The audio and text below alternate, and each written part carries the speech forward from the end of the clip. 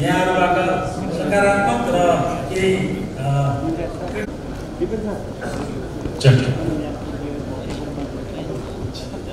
the prosperity through double-digit growth at the Carabao Economic Conclave 2018 are exchanging their cards and we are more comfortable. Some house rules as we begin.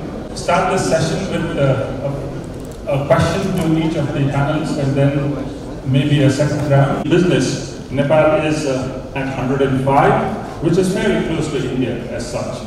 So my first question to... Because we have many factors, like one of the main factors is now, after a long unrest, political unrest, we have a stable government. The government is two-thirds majority and a very powerful government. And the government is gearing up and their main agenda is economic prosperity. The second one is like, if you see globally also, the economic, it's an emerging country, like South Asia is an emerging country for the new economic growth. And within the country, if we talk about the energy, when we see like 2-3 years back, we used to have load sharing of 18 and 19 hours. And we used to have like the GDP contribution from the manufacturing sector almost like 15 to 16%. It had gone down for around 2-3%. Now slowly it's coming up. So energy is also one of the contributing factor, what we see. And third is like even the labor. The labor relation has really improved. If we see 10-12 years back, but now the relation between the employees and employees also improving and they are working together. So Nepal has a lot of comparative advantage sectors like production sectors, tourism sector, we have highway sector, agriculture is one of the very important sector which can contribute to the economy, and mines and minerals. So we have a lot of sectors that can really contribute, and then if we really work, I think we would really get double-digit in GDP also. And especially for this, we need to work very closely with the government and the private sector. I salute you for having your time here. It is not easy to remain in a state for 3 hours continuously. Let me be very honest. There are opportunities in our country. It is a very emerging market. Every sector is open for investment.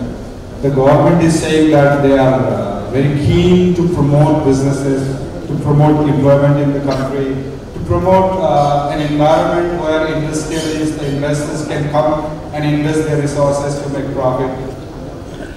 But on the one hand, this is the scenario. We have a very stable government. There is a very huge expectation on the people's side. Government is also trying to deliver what people have mandated. But on the flip side, let's see what regulations we stand here. What type of regulatory regimes we have. If I really understand what the keynote speaker this morning delivered about changes in India, what type of policy changes they have brought in India, probably we need similar type of institutions in the country for propelling our growth. Number two, we need to improve the skill sets of the people. For that, we need academic reform in the country. Third, I believe we need resources for investment. The banking system is passing through an acute phase of liquidity crisis. We have very limited fund available in the country. I was listening to the finance minister delivering this morning. Ladies and gentlemen, I will tell you very honestly what is our actual economic scenario today. If we earn 100 rupees in our country as a national income, 30 rupees goes to the government, 30% goes to the government as tax, different level of taxes. 70 rupees remains in the system. Out of that 70 rupees, you all know that how much money we spend to import commodities, services and goods from countries like India, China and many other exporting countries to Nepal. So we have very limited resources for internal investment. The capital inside the country is very limited. So we need foreign direct investment for improved access to the financing of the projects. For that, we need to improve, yes, we need to improve our regulation. If I may, the possible question was, I thought maybe that will come in the second part of the question.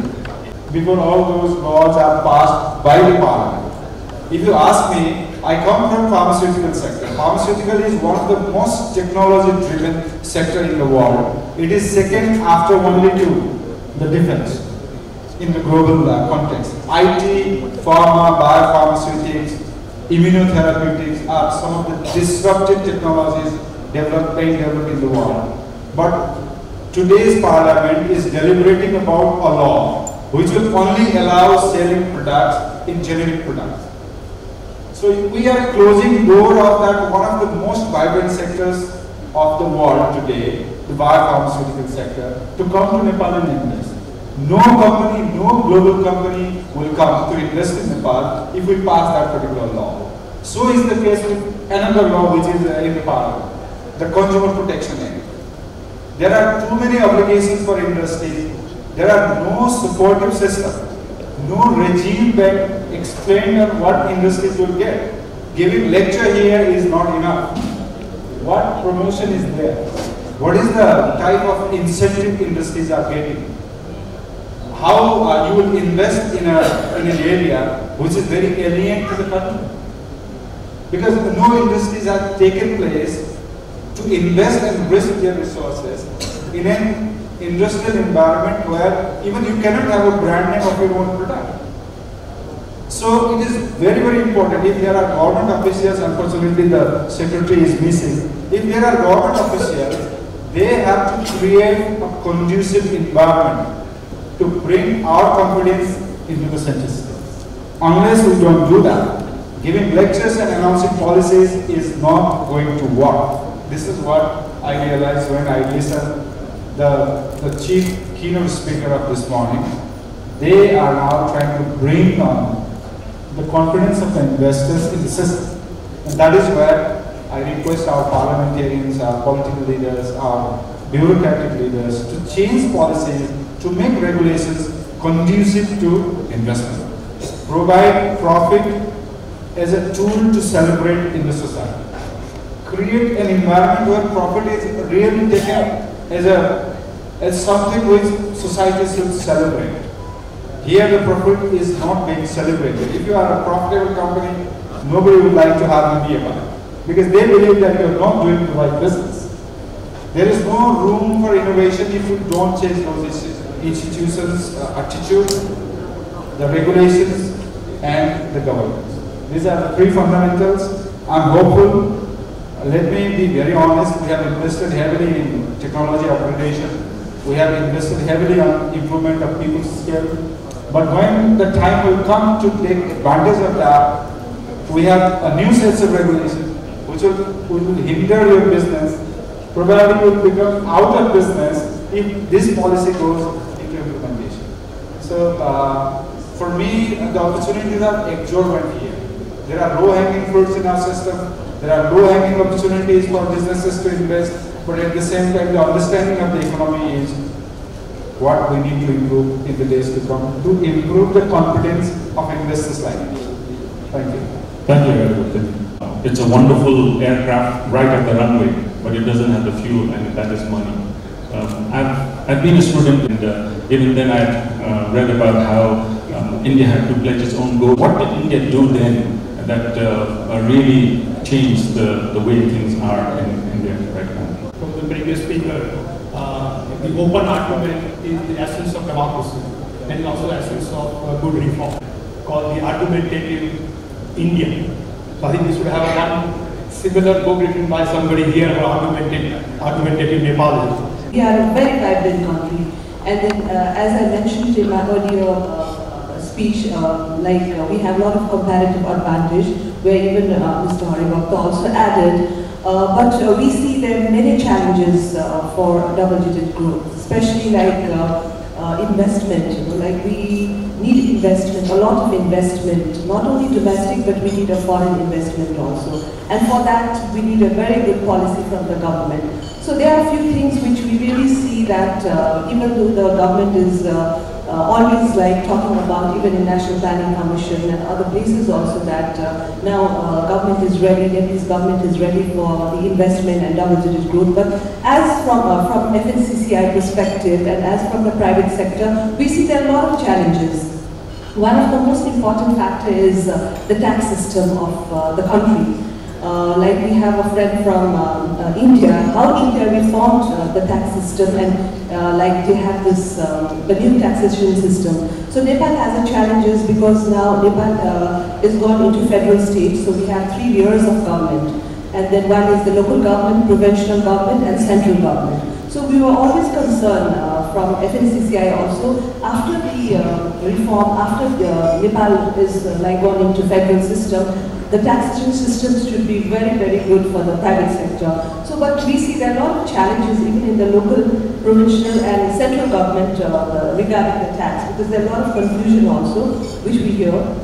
The second thing is like human resource. When we talk about human resource, I think Nepal is very rich with the youth, but we don't have the productivity. So we need to really equip them with skill trainings and like human resource trainings and all. Another sector is banking sector, which even Hariji mentioned. You know, like the banking sector, the interest rate like is not. It's always floating. So that is also one of the very biggest challenges for the private sector. And another very important sector is infrastructure. Like we don't have good infrastructure in Nepal. When you travel, you see like everywhere the construction is going on and all. So to have a double-digit growth, we need to have a very good infrastructure, quality infrastructure and connectivity. So we need to really work on the roadway, railway link, and even like area connectivity and all. And talking about the market size, though population is growing, but the market size is not very big like we don't have a purchasing power, the Nepalese people. You know? So we need to really develop that area. That comes, I think, what just the speaker from India mentioned, inclusive growth. You know? So for that, we need to really look into the agricultural sector, how India reformed its agricultural sector. So because we have a comparative advantage of not only agriculture, even the herbal product, even the forest. So, but we really need to bring them into a commercialization and industrialization process. And another factor is, of course, the policy, which is very, very important. There has been some changes in the policy. There are some good policy, but the implementation part from the Nepalese government is not action-oriented. So we always raise this thing, and the new policies like direct foreign investment policies, consumer policies, a lot of policies are still not very effective, not very business, where you don't have a business conducive environment. So for that, I think we need to reform all these things. And if we could do that, we really see that private sector is also looking forward to invest, and then we'll be getting a lot of investment from outside also, because as FNCCI, we visit in different countries, we get a lot of delegations also to Nepal. You know? So they always question us, now you have a stable government, but what are the policies? You know? So I think the government has to really reform the policies where the private sector from Nepal and even the foreign investment should come and inject the fuel in the aircraft. So I think if we reform all these things, we could really see a very bright future of Nepal. It is more seen as a non-productive investment, where only 16% of it is on capex or in the development expenditure, and we do not see mega projects coming up of national priority. Yes, they are still being discussed. So in that context, also maybe to expand the challenges that you mentioned earlier on. So how can we achieve digital growth? Thank you, Sumit. What I would like to articulate here in this audience is, I would not like to say that there is no potential in our country.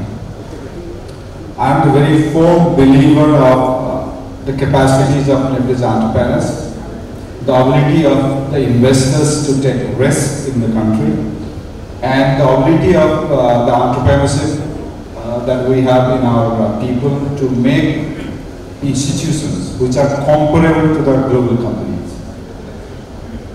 The question is how we will give them opportunity to utilize their knowledge, to utilize their skill, and to utilize whatever resources they invest as a means for developing their enterprises to a next level of success. I'm from an institution which has already prepared a prosperity roadmap for Nepal and handed over to the Right Honorable Prime Minister, including all the ministers, all the secretaries, and the parliamentarians of this country. Let us not forget, ladies and gentlemen, we have adopted one of the most costliest political systems, that is the type of federal system that we have designed. It is going to be one of the most costliest. Today, Nepal stands at some of the highest tax collecting countries in the world. Our tax collection is 30% of GDP, which is one of the highest in a similar developing and poor countries like Nepal. But if you see the flip side, Nepalese agricultural land is one of the best in the world. You can produce roughly 82% of any agriculture that is being produced in the world that can be produced in Nepal. We have some of the best flowing rivers where the water is always available. But there is no irrigation system in the country. We have made policies by which any enterprise, any individual cannot hold certain amount of land for agricultural purpose. So there are limitations created by our own regime and our own system which will hinder further growth and investment in agricultural sector. That is the reason. If government officials are here, they know better, but my understanding is that we import roughly 200 million rupees of food grains from India every day. A country which is one of the best in agriculture, a country where the rivers are having abundance of water throughout the year, a country where people are dependent by 66% in the agriculture, imports 200 million rupees worth of grains every day to feed its own population. There is a huge mismatch. That is where, as an entrepreneur, I see opportunity.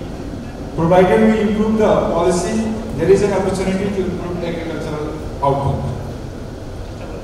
If I see the type of mineral deposit in my country, some of our colleagues, especially my senior vice president, Mr. Satish is here, they are building one of the largest cement plant in the whole region in Nepal.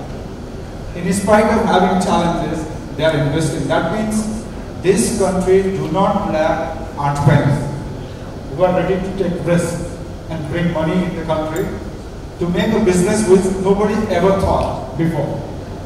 And this is the private sector who brought those ideas and convert that idea into a real business in probably how many months? 18 months time.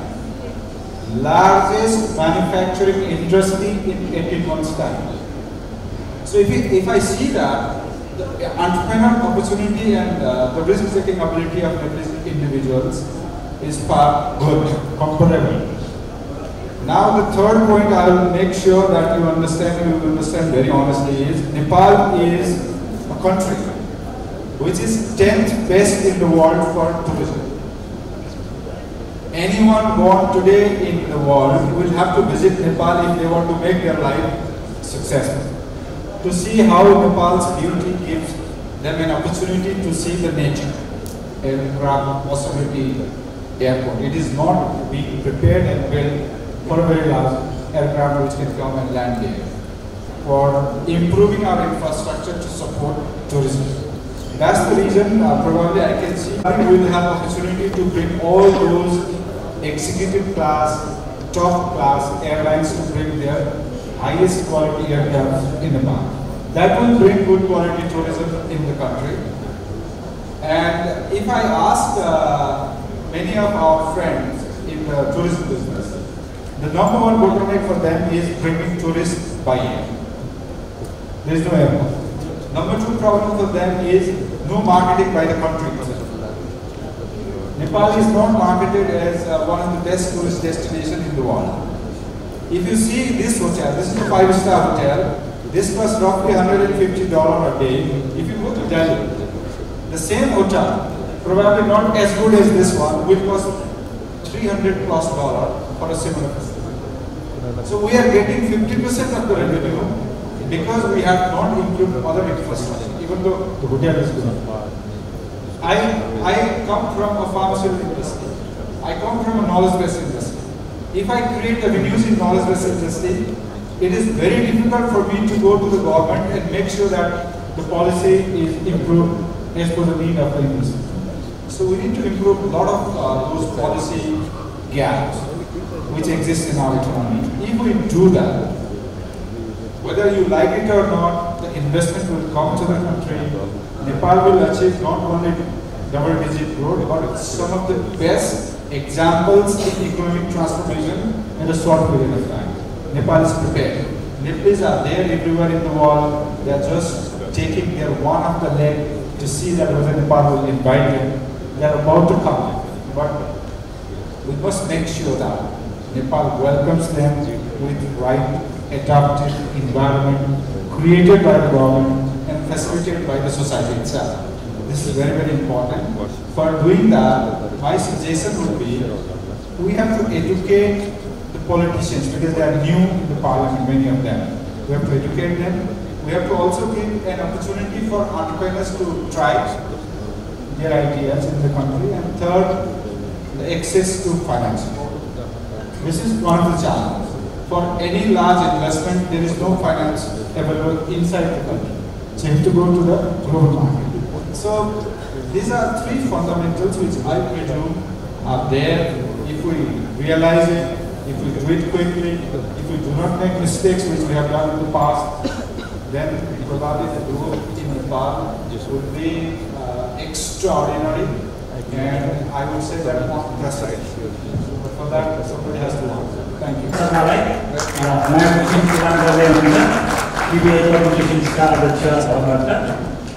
त्यसपछि नेपाल उद्योग वाणिज्य महासङ्घका अध्यक्ष भएकालाई